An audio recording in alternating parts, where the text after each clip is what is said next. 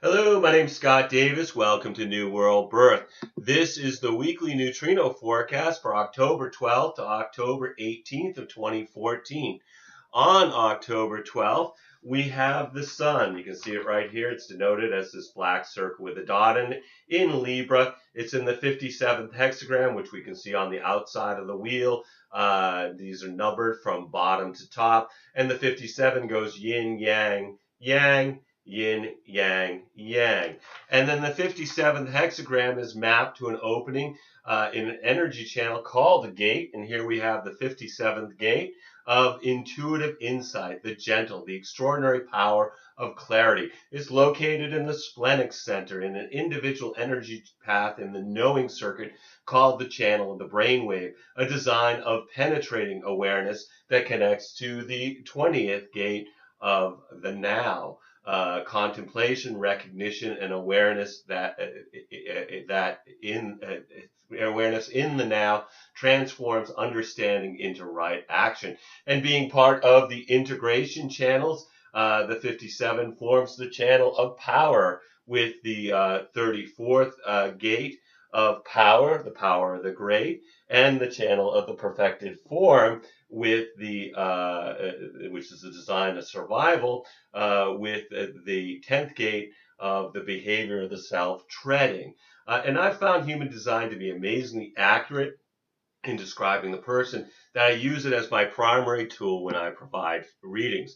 And we have the following activated gates on October 12th. We have the Sun, the North Node, and Venus all in the 57. We have the Earth, the South, and the South Node in the 51. Mercury is retrograde in the 50.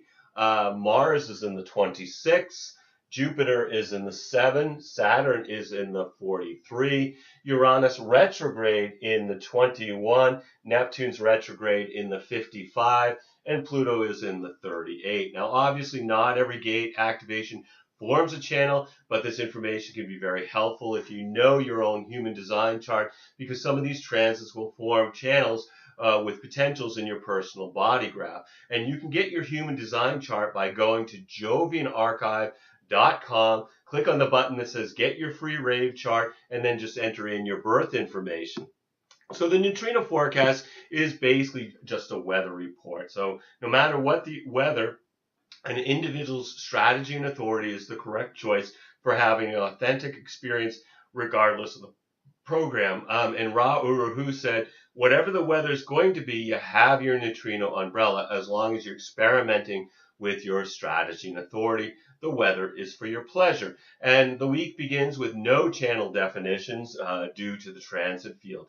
We're going to be looking at the sun's Ravi Ching line values daily, because 70% of the neutrinos we receive come from the sun. And as Ross said in Living with the Program, the lines of the day, when talking about the shifts in line values, he said we can always take advantage of the themes of the day.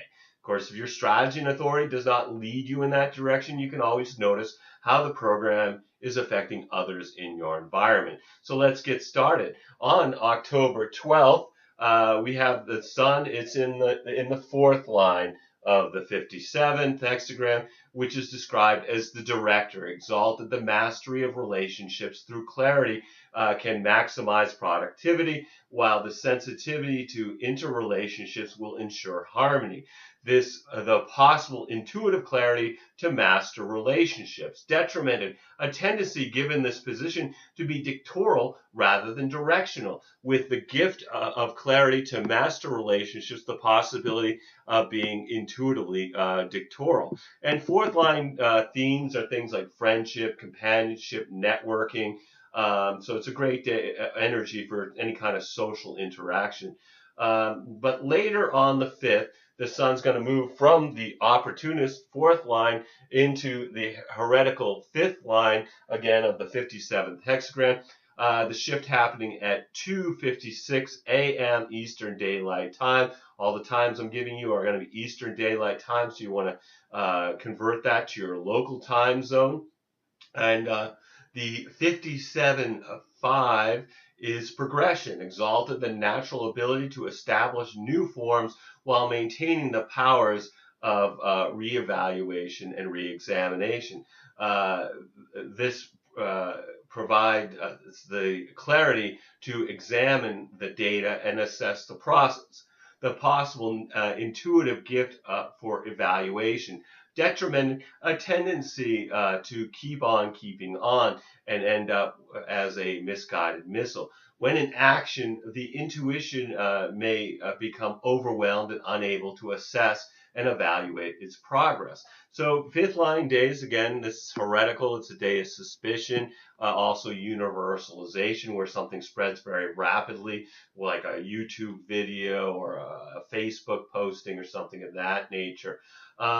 And it's a day of suspicion. Also, we talk about it being a day of paranoia, the paranoia energy, which really comes from the projection field. Projections are always positive, then negative. The projection is going to be that they can do it, they'd be great at it. And then if the person doesn't do it, can't do it for whatever reason, it does not get done, then the projection turns negative and they get punished for it.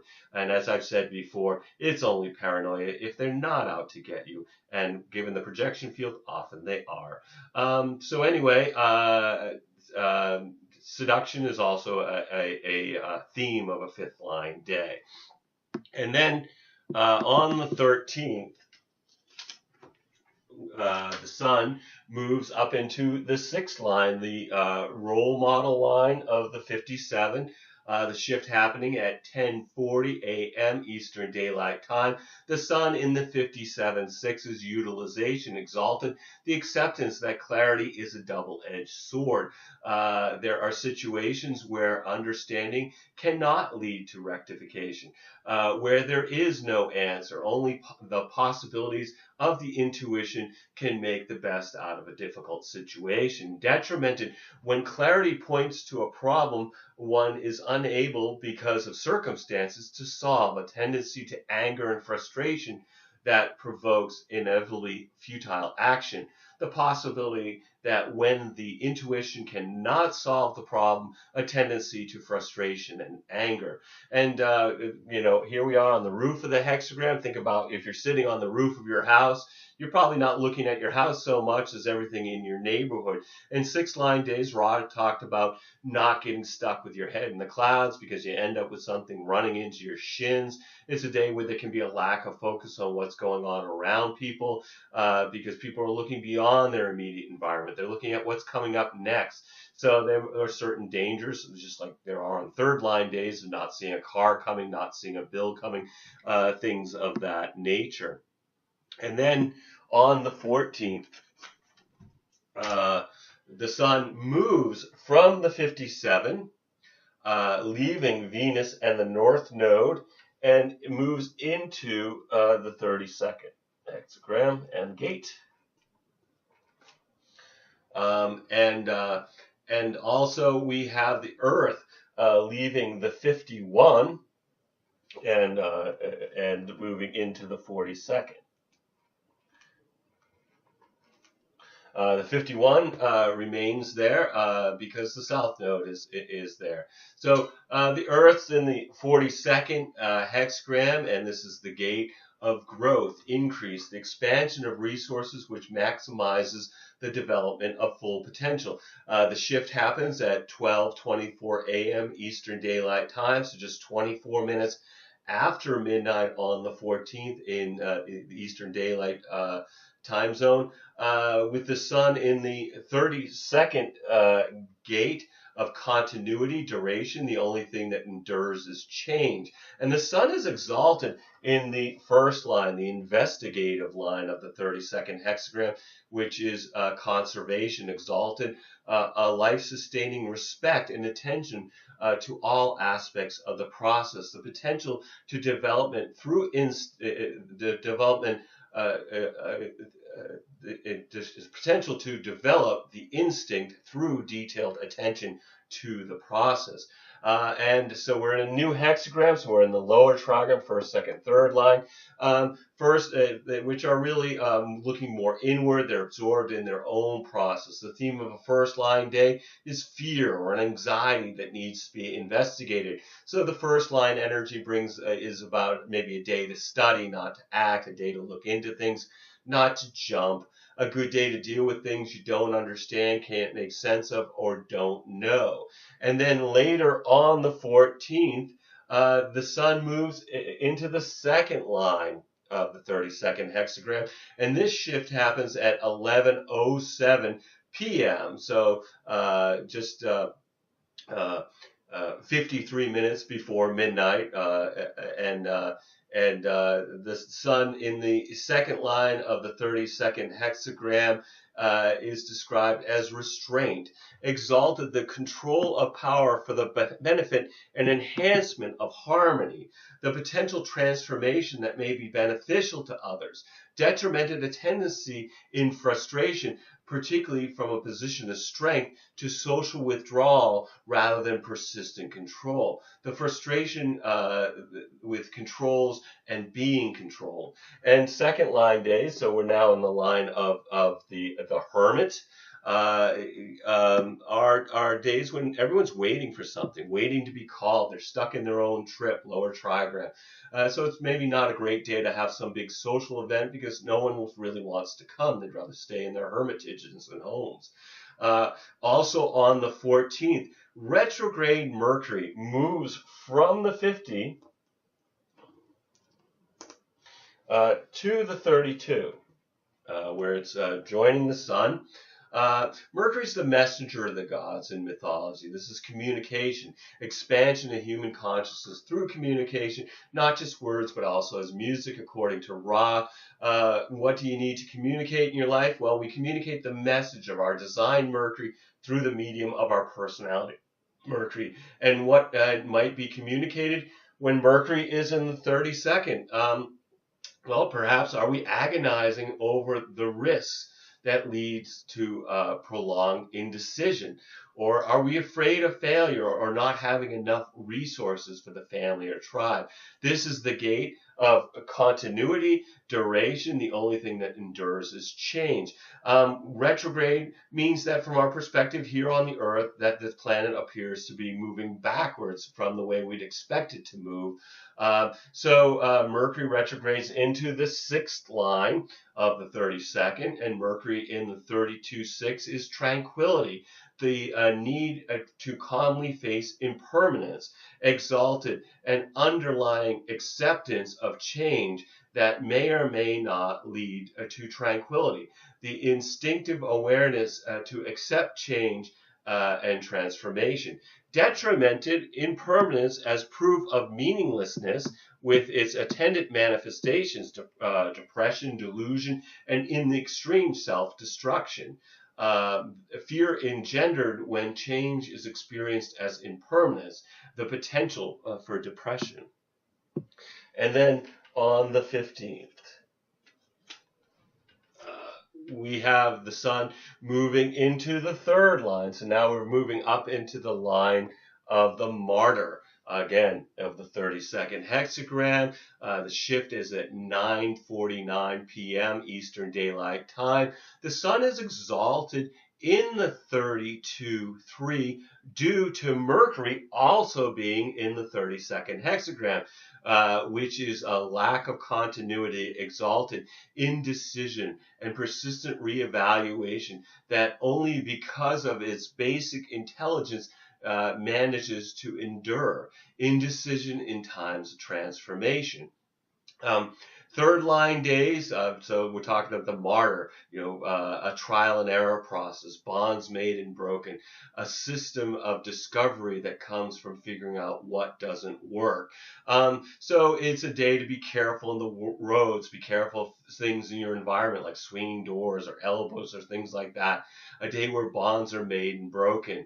3rd line days are about trial and error, and things can bump into you. It's a good material day and a good day perhaps to do business and work in the material plane. But you also have to be careful because things can go wrong.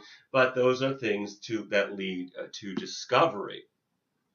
And then on the 16th, the sun moves out of the lower trigram into the upper trigram, so it moves into the line of the opportunist. Again, 32nd hexagram. The shift happens at 12:30 p.m. Eastern Daylight Time, where it is described as might is right, exalted even in times of change. Certain underlying principles endure. The instinct to maintain one's principles in times of change. Detrimented inner strength and endurance as long as it's not threatened from the outside. The instinct to maintain one's principles as long as one's security is not threatened. And fourth line days, opportunist days, we're seeing a change. The lower trigram, of course, first, second, third lines is more personal in nature. Fourth, fifth, and sixth lines, upper trigram is transpersonal, more about the other. So the perspective changes from an inward perspective in the lower trigram to looking outward in the upper trigram. And as I mentioned before, we have the themes of friendship, companionship, networking. Fourth line days are great for social interaction. People are more open to networking, to being friendly and social. Also on the 16th, Venus leaves the 57th hexagram, leaving the north node, and moves into the 32nd hexagram and gate, where it's joining the Sun and Mercury. And Mars moves from the 26th up into the 11. All right. So let's start with Venus. In human design, Venus is very powerful and deeply misunderstood according to Ra. It brings morality and natural law in which we deal with the other and the consequences of the world around us and what disturbs you at a moral level. Your design and personality Venuses tell of a moral dilemma that you're going to work with in your life. And if you do not act with moral clarity, Venus can be unkind in its retribution, according to Ra. Venus in the 32nd gate of continuity, duration. The only thing that endures is change. It's in the first line of the 32nd hexagram, and this is conservation, exalted, a life-sustaining respect and attention to all aspects of the process. The potential to develop the instinct through detailed attention to the process. Detrimented, the uncontrollable urge to bypass essentials, which inevitably leads to the disruption of continuity, the fear of lack of potential, and the corresponding lack of attention. And then also on the 16th, we have Mars moving from the 26th up to the 11th. Mars is in the gate of ideas, peace, harmonic condition in the individual or society that permits assessment before renewed action.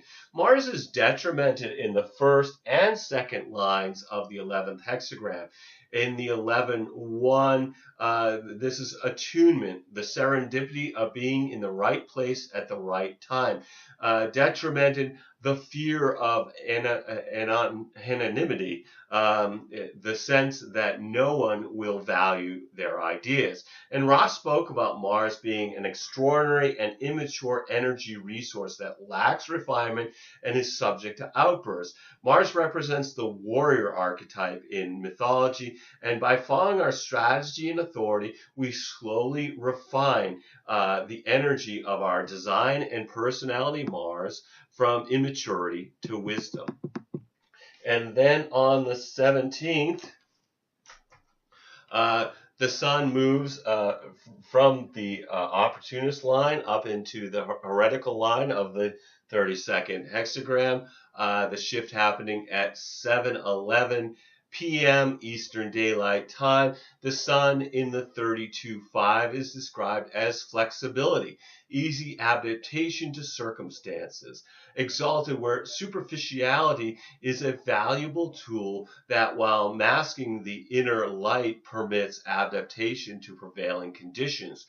and instinct for adaptation in times of change, detrimented the urge to express oneself in direct and often violent rejection of conformity, the potential of the instinct to reject adaptation and conformity in times of change. And then fifth line days, like we mentioned before, suspicion, but also universalization, projection, paranoia, and seduction are all themes of that fifth line energetic. And that brings us to the 18th, when the sun moves up into the sixth line, the role model line of the 32nd hexagram, shift happening at 5:51 p.m. Eastern Daylight Time. The sun in the 32-6 is tranquility, the need to calmly face impermanence, exalted and underlying acceptance of change that may or may not lead to tranquility, the instinctive awareness to accept change and transformation, detrimented impermanence as proof of meaninglessness and its attendant manifestations, depression, delusion, and in the extreme, self-destruction. The fear engendered when change is experienced as impermanence, the potential for depression. And six line days, like we were talking about before, it's the roof of the hexagram. You know, the role model is sitting on the roof. It's looking at everything in the neighborhood rather than the actual house. So it's a lack of focus on what's in our immediate environment and looking at what's beyond, which of course we talked about. Things might bump into you if you're not aware that they're coming. So also on the 18th, Mercury, again, it's retrograde, and it moves from the 32 back into the 57, where it's joining the North Node. And of course, we talked about Mercury being the messenger of the gods, and this is about communication. What might be communicated when Mercury is in the 57? Well, intuitive insight that can penetrate to the core of the now.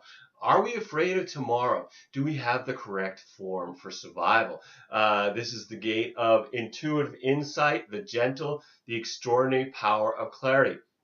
And Mercury backs into the sixth line of the 57, and Mercury in the 57. 6 is utilization.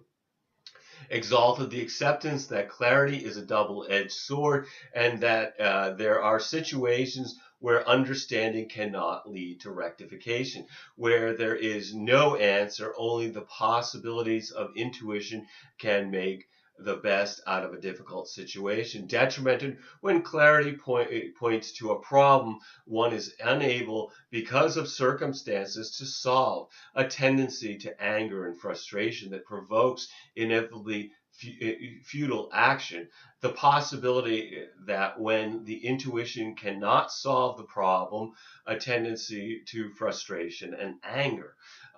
So this week begins with the sun moving through the 32 and the 50, the 28, and the 44, which are all gates that are associated with the Minerva god's head. This is the last phase of the quarter duality, which is about purpose fulfilling through bonding. The quarter is about intimacy and having someone to bond with, which are the essential to keeping human life going and the survival of the human species. And it's interesting because 3 out of 4 of the Minerva gates are tribal. Minerva is the Roman virgin goddess of wisdom, music, poetry, medicine, commerce, craft, weaving, art, war, and magic. And these are the cultural underpinnings of the tribe, the things that separate this tribe from that tribe, such as things like language or dialect, costumes, ritual, customs, arts, and crafts. These are the things that bring continuity to the tribe.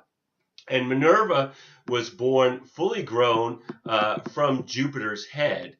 representing the mental process. And when she was born, she was bearing weapons to protect the memories and culture of the tribe. Even the root of Minerva's name, the Latin word mens, means mind and memory. The 32nd hexagram is about survival on the material plane and the fear of failure. It's conservative in its approach and is in no hurry to change what has worked in the past to support the tribe. The 50th hexagram is the tribal laws and the rules for caring for the young, and it brings the fear of taking responsibility. The 28th hexagram is the only non-tribal gate, being individual, that knows in the now whether to struggle or not, and it brings the fear of not fulfilling its purpose. The individual brings the mutation to the tribe. And the knower who knows what to fight for or not. And then the 44th hexagram, it brings memories and having resources or not, and brings the fear of the past. Minerva is a mental goddess who is particularly rooted in memories as well as wisdom. The program is about survival, and Minerva is about survival not just through memories, but keeping the continuity of the tribe. And the mind distorts this energetic into us and them. We see this in modernity in fundamentalist groups wanting to isolate, to preserve their traditions and fight anyone who threatens their belief systems or culture. Of course, this is a seven-centered conditioning force, and through our use of strategy and authority, we can be conscious of this influence rather than having it operating through us unconsciously. So no matter what the conditioning, what forces are conditioning you and energies are conditioning you during the week, remember that this experience is about being a passenger that's riding in a vehicle driven by the magnetic monopole. So enjoy the scenery. Let the vehicle take you where you need to go through using your strategy and authority. Every day we have is a blessing, no matter what dramas beckon to distract us. We're all giving the performance of a lifetime on the world stage. Just take some time to observe the play as well as act your part by remembering you're a spiritual being that's having a human experience.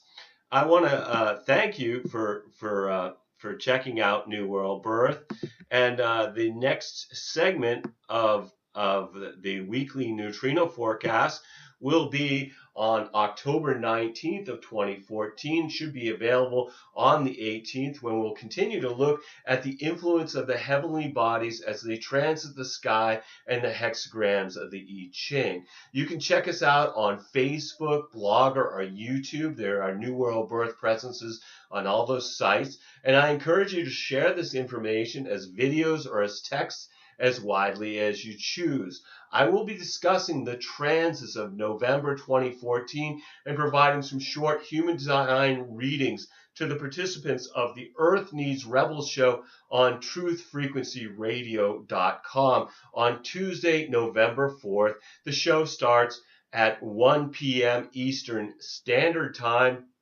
I come on at 1:30. The show goes until 3.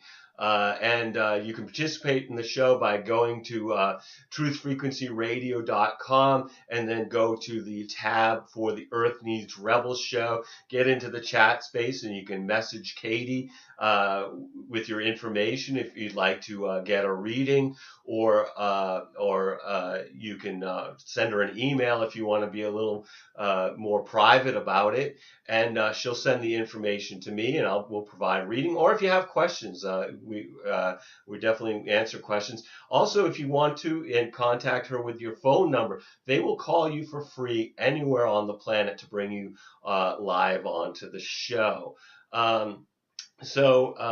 Anyway, I invite you to contact me at newworldbirth@yahoo.com if you have any questions, or you wish to schedule a reading. And if you've been thinking about getting a reading, please contact me. I would love to provide you a reading during these uncertain times.